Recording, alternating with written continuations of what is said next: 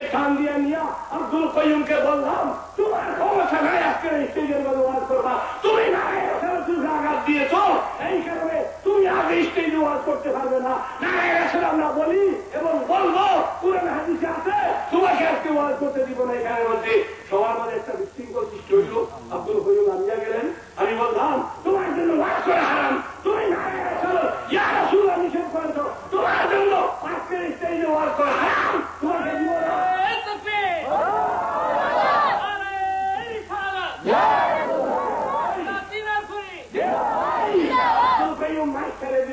বসের তারিখ দেওয়া হইল চৈতন্য জালালপুরের ঈদগাহ মাঠে। বসের তারিখ বস হবে, ইয়া রাসূলুল্লাহ ইয়া রাসূলুল্লাহ বয়স হবে। শেষ পর্যন্ত এই মওলানা আব্দুল কয়্যুম সিদ্দিকী যখন গেলেন মওলানা পীর সাহেব ফুলতলী সাহেব কিবলার কাছে, বসের তারিখের আগে শ্রীমঙ্গল গেলেন। শ্রীমঙ্গলে যাওয়ার পরে ফুলতলী সাহেবকে বললেন, সাহেবুল্লাহ মুফতি সাহেবের সঙ্গে একটা বস, আমরা তো একসঙ্গেই দফা কত লাগে, একটা বস হয়ে গেছে, বলে কিসের উপর? বলে নারায়ণ ইয়া রাসূলুল্লাহর উপরে। আমি নারায়ণ বলে দিয়েছি। এই সময় ফুলতলী সাহেব জবাব দিয়েছিলেন, তুমি আমার এখান থেকে সরাও, আমার এখান থেকে, তুমি সব বনাশ হয়ে গেছো, তোমার ইমান নষ্ট হয়ে গেছে, তুমি নারায়ণ ইয়া রাসূলুল্লাহর বিরুদ্ধে তুমি কোন সাহসের কথা বললাই, বস করা তো দূরের কথা, তোমাকে আমি দেখতে চাই না। ওই বাসায় ফুলতলী সাহেব জবাব দিয়েছিলেন, এই বাসায়। এরপরে আমাকে মরিয়ালা নেওয়া গেল, মরিয়ালার সিনিয়র মাদ্রাসা নেওয়ার পরে অনুরোধ করিয়া সেখানে এই হলের ভিতরে ঢুকিয়া এরা মোল্লা ফজলুর রহমান মুহাজির হিন্দুস্তানি উনিও ছিলেন। এরা শেষ পর্যন্ত এরা আমাকে অনুরোধ করলেন, মুফতি সাহেব এই বসে গেলে আমরা লজ্জা হব, এই কারণে হইয়া হইয়া বস না হইয়া আমরা ভুল স্বীকার হইলাম, কষ্ট বলতে না ভাগ্যের মাঝে আমি ভুল করেছি, নারায়ণ ইয়া রাসূলুল্লাহ বলা যে ইমান। এই কথা বলে উনি দস্তখত করলেন। দস্তখত হল, বললাম ঠিক আছে, বসের প্রয়োজন নাই। বস হইল না, উনি সেরেন্ডার করে দিলেন।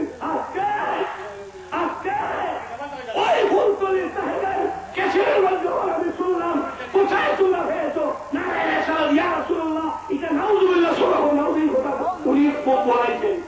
আশ্চর্য মুসলমান এই সমস্ত কথা।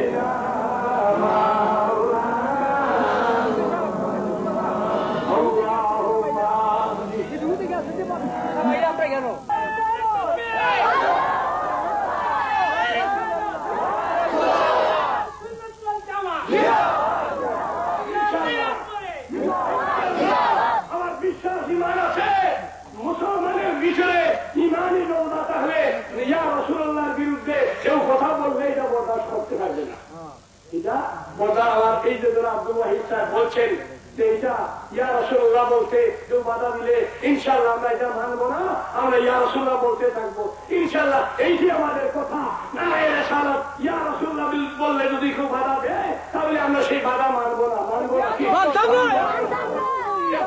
আপনারা বলেন আল্লাহ নবী রাহমাতুল আলামিন সরওয়ারে কায়নাত ফখরে মওজুদাত হাজির ও নাজির গায়েবের খবরদাতা, আপনারা বিশ্বাস করেন কিনা? আপনাদের বিশ্বাস আছে কিনা?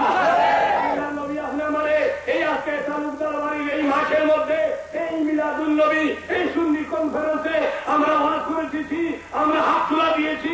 আল্লাহ নবী দেখেন কিনা? দেখতেছেন কিনা? এই বিশ্বাস আপনাদের আছে কিনা? থাকতে হবে। যদি কেউ বলে নবী কি করিয়া দেখবেন, তাহলে মনে করবেন তার ইমানের মধ্যে ভুল করেছে। আল্লাহ নবী বলতেছেন, ইন্নাল্লাহ আন উমর ইবনুল খাত্তাব রাদিয়াল্লাহু তাআলা আব্দুল্লাহ ইবনে উমর রাদিয়াল্লাহু তাআলা আনহু ক্বালা ক্বালা নবী সাল্লাল্লাহু আলাইহি ওয়াসাল্লাম ইন্নাল্লাহা قد رفع للدنيا فأنا أنظر إليها وإلى ما هو كائن فيها إلى يوم القيامة كأنما أنظر إلى كف هذا الذي عبد الله بن عمر আব্দুল্লাহ আল্লাহ নবী বলছেন মাওয়াহিবেল দুনিয়া দ্বিতীয় জিলদের 292 পৃষ্ঠায় মাওয়াহিবেল দুনিয়া আরবি হাদিসের কিতাব, এই কিতাব 22 জিলদে সম্পূর্ণ কমপ্লিট 22 জিলদে। এই দ্বিতীয় জিলদের 292 পৃষ্ঠায় হযরত আব্দুল্লাহ উমরের বেটা আব্দুল্লাহ ইনি হাদিস বর্ণনা করেন। আল্লাহ নবী বলেছেন ইন্নাল্লাহা নিশ্চয় আল্লাহ রাব্বুল আলামিন قد رفع للدنيا আমার কাছে আল্লাহ পাকের দুনিয়া ওইভাবে বানাইয়া রাখছে। কাল আনা আনজুরু ইলাইহা ওয়া আনা আনজুরু ইলাইহা, আমি দুনিয়া দেখতেছি এবং দেখতে থাকিব ইলা ইয়াউমিল কিয়ামা, কিয়ামত পর্যন্ত। কান্নামা আনজুরু ইলা কাফে হাদা, যেভাবে আমার হাতের তালুকা দেখি কিয়ামত পর্যন্ত আমি আমার উম্মতে দেখতে থাকবো। নবীজি কিয়ামত হইছে, কিয়ামত হইছে, এখনো বাকি আছে। নবী দেখতেছেন কিনা? দেখতেছেন, নবীজি দেখতেছেন। নবীজি হাজির ও নাজির। এখন যদি কেউ বলে নবীজিকে হাজির নাজির বিশ্বাস করিয়া তোমরা পেশাব পায়খানা গিয়া যদি পেশাব পায়খানা হলো ওখানে নবী এখন যদি বিশ্বাস করো নবীর শান গাছলো, তাহলে ভাই আর শুধু আপনি যখন পেশাব পায়খানা যান আল্লাহুম্মা ইন্নী আউযু বিকা মিনাল খুবুসি ওয়াল খাবাইস, আপনি করেন কিনা? তখন যাই আল্লাহর নাম লওয়া যায় কিনা? পায়খানা লওয়া যায়, লইতে হবে, লইতে হবে, শয়তান থেকে ফানা মানতে হবে। পায়খানা গেলেও এই সময় আল্লাহর নাম লইলে আল্লাহ হাজির নাজির কিনা আছে? আল্লাহ কি দেখে না? তাহলে আল্লাহ দেখলে পেশাব পায়খানায় গিয়ে আল্লাহকে স্মরণ করলে কি গুনাহ হবে? গুনাহ হবে না। নবীকে স্মরণ করলে কি গুনাহ হবে? আল্লাহকে স্মরণ করলে যদি গুনাহ হয় না, তুমি কেন বলো যে নবীর যদি চলে আসবে হাজির নাজির এখানে গিয়া ও নবীর শান কাটাই দিয়ে যায়? নাউযুবিল্লাহ, এই আল্লাহর সামনে আমি কোথায় রাখলাই? পেশাব পায়খানায় গিয়ে আল্লাহকে স্মরণ করিয়া। ভাইয়া বন্ধুগণ শুনো, নিজের আমলকে জিজ্ঞাসা করো। আল্লাহর নবী হাজির ও নাজির, কিয়ামত পর্যন্ত আর বিশ্বাস করতে হবে। আল্লাহর নবী বলেছেন ভারত মহাদেশের বিখ্যাত শাইখুল হাদিস, যার নাম শাহ আব্দুল হক মুহাদ্দিস দেহলভী রহমতুল্লাহ আলাইহি, যিনি সারা ভারতের মধ্যে ইলমের খনি নিয়ে আসছিলেন, যার কিতাব না হলে আজকে দুনিয়ার মানুষের আকীদা শুদ্ধ হয় না, সেই মুহাদ্দিস দেহলভী রহমতুল্লাহ আলাইহি দেখেন কি বলেন, মাদারিজুন নবুওয়াত লেখেন, अगर बात गुजन हफ्ताला दोषर शरीफरा हालते ও কুদরতে বর্ষিদাত আল্লাহ রাব্বুল আলামিনে। এরপরে আমি বলি শাহ আব্দুল হক দেহলভী বলেন, দেওবন্দি আলিম বলেন, সুন্নি আলিম বলেন, ওয়াহাবি বলেন, খারিজি বলেন, রাফিজি বলেন, দুনিয়ার সহ সমস্ত আলিমে শাহ আব্দুল হক মুহাদ্দিস দেহলভীকে মানে, সবে মানে। কিন্তু তিনি কি লিখতেছেন? তিনি বলেন ফার্সি ভাষায়, अगर बात गुजन এরপরেই বলা যাইতে পারে হত্তালা দশর শরীফরা হালতে ও কুদরতে বর্ষিদাত, আমার মাবুদ আল্লাহ রাব্বুল আলামিন আমার নবীকে ক্ষমতা দান করতেন, তাহার ধর্ম তার তশরিফ বর্ষণ, যে কোনো জায়গায় নবী তশরিফ নিয়ে যাইতে পারে। কাবার আসমান, চায় জমির আসমানও, হাজার জমিন, হাজার কবর, ও গায়ে ও বাউজুদে বকরে দর সুরতে হামাহাল, চায় নবী আসমানে, চায় জমিনে, চায় আরশে, চায় কুরসিতে, চায় কোটি কোটি মুসলমানের কবরে, ওই সঙ্গে কোটি কোটি মানুষের বাড়িতে, চায় মিলাদ মহফিলে আল্লাহ নবী তশরিফ নিয়ে থাকেন। সবাই বলে সুবহানাল্লাহ। বিখ্যাত মুহাদ্দিস যার ইলমের দ্বারা শুনে সারা দুনিয়া প্রহর করে, তিনি লিখতেছেন, এখন যদি আল্লাহ নবীকে আমরা সম্মান দিতে গিয়ে বলি নবী এই জায়গায় কি করে ক্ষমতা রাখবেন? গৌসুল আজম, মাহবুবে সুবহানী, কুতুবে রব্বানী, আপনার নাম শুনেছেন না? বরফি আব্দুল কাদের জিলানীকে আপনারা মানি কিনা? সিলেটের মুসলমান আমরা শাহজালালকে মানি কিনা? শাহজালালের দরকার আমরা জিয়ারত করি কিনা? খাজা গরিব নওয়াজের দরবারে আমরা যাই কিনা? কেউ যদি মানা করে খাজা গরিব নওয়াজের দরবারে যাইও না, শাহজালালের দরবারে যাইও না, শিরিক হবে। আপনি কি সেখানে মানতে পারবেন?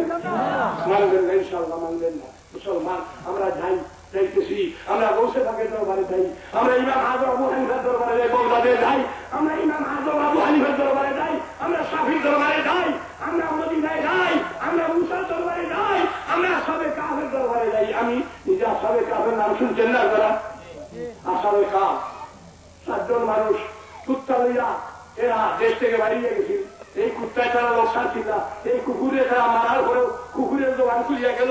এই কুকুরে বিশুদ্ধ ভাষায় মনের দুঃখ হওয়ার পরে এই আসহাবে কাফে কুকুরে তারা লোককে সরাইল না। এই কুকুর নিয়া আসহাবে কাফ যখন শুইয়া রইলে এক গাড়ির ভিতরে গিয়া শেষ পর্যন্ত 300 বছর পরে ঘুম থেকে জাগলো। জাগার পরে একজন বাজারে যাওয়ার পরে যখন সব ঘটনা প্রকাশ হইয়া গেল, লাস্টে এই আসহাবে কাফকে এক জায়গার মাঝে ওই জমানার বাসা শেষ পর্যন্ত আইয়া দেওয়ার দিয়ে রাখিয়া দিদি। এইটার নাম আসহাবে কাফ। আল্লাহর ওলিগণ জালিম বাদশার বয়ে তারা দেশ চাইয়া গেছি। এই জায়গার নাম আসহাবে কাফ। আসহাবে কাফ কুহে কাফের মধ্যে শুয়ে আছেন, সেই জায়গায় গিয়ে আমি আসহাবে কাফের জিয়ারত করেছি। দোয়া করেছি, মিলাদ শরীফ পড়েছি, আসহাবে কাহফের দরবারে আমরা যাই, মুসার দরবারে যাই, গৌসে আজমের দরবারে যাই, খাজা গরিব নওয়াজের দরবারে যাই, কুতুবউদ্দিন আউলিয়ার দরবারে যাই, মাহবুব ইলাহির দরবারে যাই, আমরা ফিলিস্তিনে মসজিদে আকসায় যাই, দুনিয়ার সব জায়গায় যাই। কোন কারণে? আমরা জানি এগুলা যাওয়ার মধ্যে ফায়দা আছে। ফায়দা আছে কিনা? আছে, ইনশাআল্লাহ আমরা জিয়ারত করি। এখন যদি গৌসুল আজম আব্দুল কাদের জিলানী বলেন, লাইন কাশাফাতিল আওরাতুল মুরিদি ফিল মাশরিক ওয়া কামতু ফিল মাগরিব লাসাকাতু আওরাতুহু বিয়াদি, আমার কোন মুরিদ যদি দুনিয়ার যেখানে সূর্য ওঠে সেই জায়গায় থাকে, আর আমি আব্দুল কাদের জিলানী সূর্য ডুবার জায়গায় মানে থাকি, তাহলে আল্লাহ পাক আমার হাতে ক্ষমতা দিছে, আমার মুরিদের হাঁটুর নিচের খাবার যদি উপরে উঠিয়া যায়, আমি সূর্য ডুবার জায়গার তাকিয়া ইচ্ছা হলে আমার মুরিদের খাবার নামাই দিতে পারি, সেই ক্ষমতা আল্লাহ আমাকে দান করেছে। ভাই বন্ধুগণ, গৌসুল আজমের ক্ষমতা বেশি, রসুল্লাহর ক্ষমতা বেশি, রসুলের পাকের ক্ষমতা বেশি। আল্লাহ নবী রহমতুল্লাহ আলামিন খালি কি উম্মতকে নবী মদিনায় তাকিয়ে কি এইখানে উম্মতকে দেখতে পারেন না? আমরা কি নবীজি আমাকে দেখেন? যেখানে দেখি, যেখানে আমরা তাকি, সেখান নামে হাজির নাজির।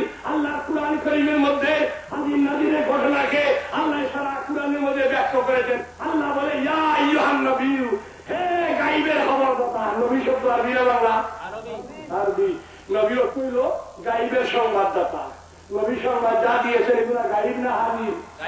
গায়বের সংবাদ। বেহেশত গায়ব। বেহেশত আমরা দেখছি, নবী দেখছেন। দুজক আমরা দেখছি, নাই নবী দেখেছেন। আমরা হুজরাত দেখছি, না নবী দেখেছেন। আমরা মিজান দেখেছি, না নবী দেখেছেন। আমরা আল্লাহকে দেখছি, না নবী দেখেছেন। যত কিছু আল্লাহর সৃষ্টির মধ্যে আছে নবী সমস্ত দেখেছেন। তাহলে নবী দেখছেন, যিনি দেখছেন তিনি কি জানেন না? জানেন। তিনি দেখছেন, জানার মধ্যে অনেক সময় ভুল হইতে পারে, দেখার মধ্যে তো ভুল হয় না। আল্লাহ নবী যিনি গায়বের গায়ব খোদা, সেই খোদাকে নবী দেখেছেন। দেখছেন কিনা? নবী খোদাকে দেখেছেন। নবী গায়বের খবরদাতা, যা কিছু সংবাদ দিয়েছেন। আমরা ফুলসিরাত দেখি নাই, মিজান দেখি নাই, বেহেশত দেখি নাই, দুজক দেখি নাই, নবী দেখেছেন। নবী দেখিয়া ইলম যা হয়েছে, দেখার হয়েছে, ইলম হয়েছে, সেটার নাম হল গায়ব। আল্লাহ নবী বলতেছেন, আমি গায়বের খবর দিই, আমি গায়বের খবর দিই। নবী গায়বের খবর দিয়েছেন। নবী আল্লাহ রাব্বুল আলামিন বলে, ইয়া আইয়ুহান নবিয়্যু, হে গায়বের খবরদাতা। যদি কেউ বলে আমরা নবী গায়ব জানি, এই কথা আমরা বিশ্বাস করি না, তাহলে নবী মানলো? নবী মানা হইল? নবী শব্দের অর্থ হইল গায়বের খবরদাতা।